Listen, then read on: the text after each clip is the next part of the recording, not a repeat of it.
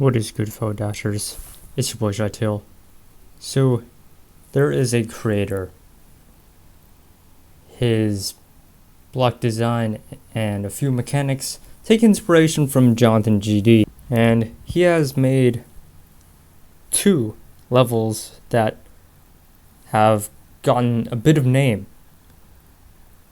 He is SuprianGD, and those 2 levels being Dream Travel and Techno, the latter of which I will be talking about right now. So, Techno. This level is a art, effects, and design level. It is all 3 kinds of decoration. Thus, it is extremely dense in objects. There are a lot of objects on screen at once.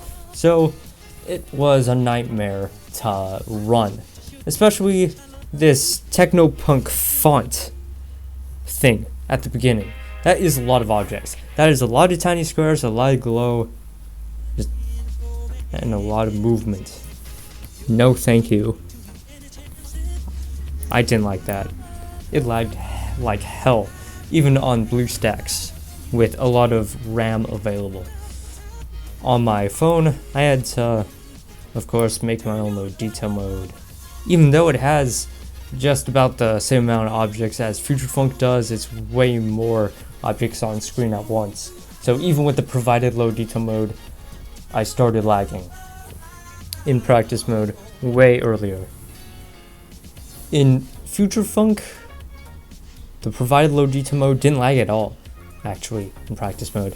This level is themed around FutureFunk, I guess, because the song is FutureFunk and the art and effects are retrowave, 80s California vaporwave kind of thing. With this sun, the ground, with this vaporwave sun, the ground, and the vaporwave mountains in this second part. And then there are some parts inspired from SuprianGD with the rainbow style duels, but with slightly different effects, right? There's this space part, I guess. I don't know how that fits in with the 80s California retrowave kind of theme, but it's there. There are a lot of palm trees in the latter sections of this level, actually, so that really gets the theme there.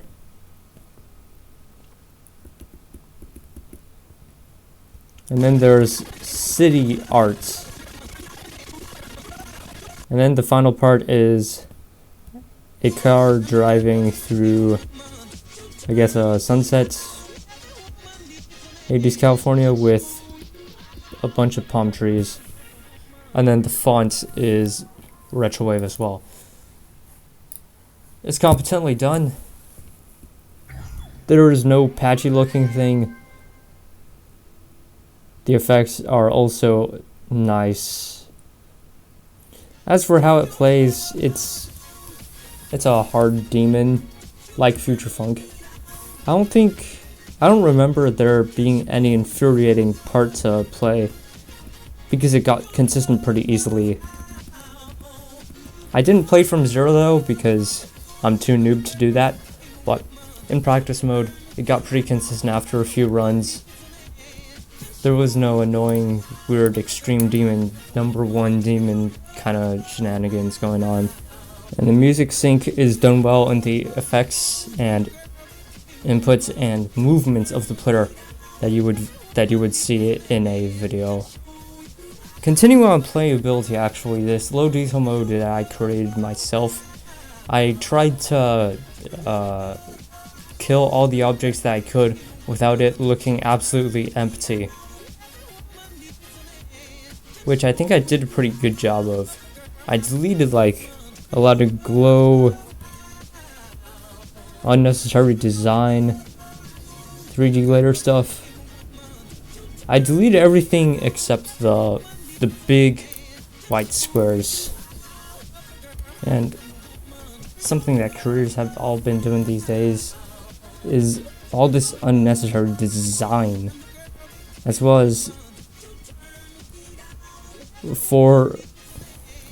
they're forced to use a lot of objects to make polished effects, which I guess is an innate problem with an innate limitation that the editor imposes on creators for how object efficient they can be.